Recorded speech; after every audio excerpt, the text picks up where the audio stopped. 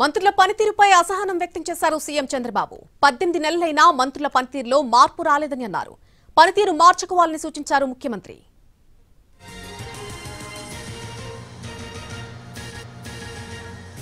కూర్చోండి, all department చెప్పి ministers I'm telling you, all secretaries I'm telling you, one day మీరు ఢిల్లీ పోతే ఏం కాదు, కూర్చోండి, you do your homework.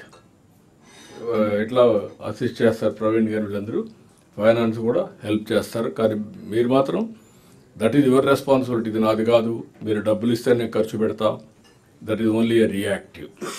You must be proactive. Proactive is different, reactive is different.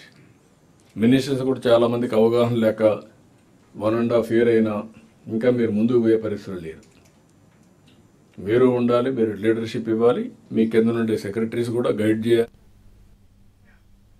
అధికారుల పనితీరుపై సీఎం చంద్రబాబు అసహనం వ్యక్తం చేశారు. కొందరు నెగిటివ్ గా ఆలోచిస్తున్నారని అన్నారు. ఏ పనినైనా ఎలా చేయగలమని కాకుండా ఎలా తప్పించుకోవాలని చూస్తున్నారని మండిపడ్డారు. అలాంటివి తాను అస్సలు ఉపేక్షించనని అన్నారు CM Chandrababu. Mistake me over a period of time అలవాటు అయిపోయి నెగిటివ్కి అలవాటు అయిపోయారు. ఏది వచ్చినా అవుట్ అండూ ఆలోచిస్తున్నారు. అవుట్ డూ పాజిటివ్లీ కాదు.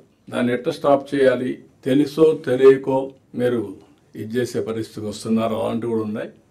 అలాంటివి కూడా నేను కేస్ స్టడీస్ చెప్తాను. Nobody is expected to do that type of activities. నీతి నిజాయితీగా పనిచేయాలి, ప్రజలకు ఫలితాలు రావాలి. కొంతమంది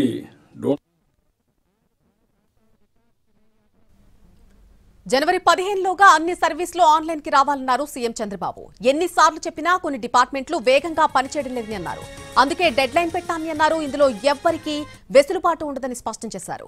జనవరి 15లోగా అన్ని సర్వీసులు ఆన్లైన్ కి రాకపోతే సీరియస్ యాక్షన్ తీసుకుంటామని హెచ్చరించారు. రాబోయే రోజుల్లో నేను ఎన్నిసార్లు చెప్పినా కొన్ని డిపార్ట్మెంట్లు ఇంకా గ్యారప్ కాలేదు. అందుకే జనవరి 15th is the deadline. All services will be online. No exemption for anybody.